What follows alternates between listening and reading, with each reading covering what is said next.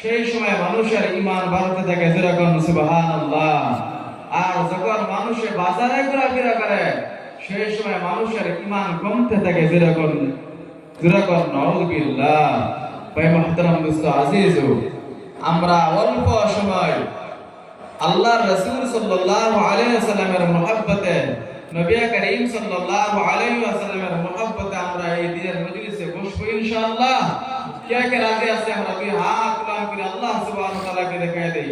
নারে তাকবীর!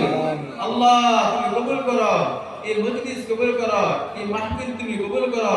কাল কিয়ামতের দিন মাহফিলের এই বসার ওসিলা করে নাজাতের জরিয়া বানায় দিও।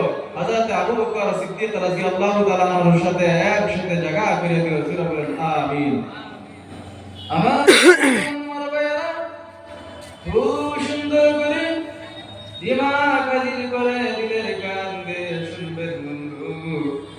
এইখানে যে ব্যক্তি বসবে সেই ব্যক্তির উপরে আমার আল্লাহ সুবহানাহু ওয়া তাআলা রাজি এবং খুশি হয়ে যাবেন। যেরকম সুবহানাল্লাহ।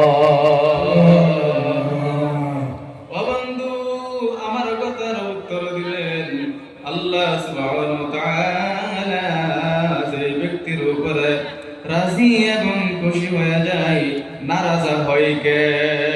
কে নারাজ হয়? আল্লাহ। শয়তান নারাজ হয় কিনা? আল্লাহ সুবহানাহু ওয়া তাআলা যেই ব্যক্তির উপর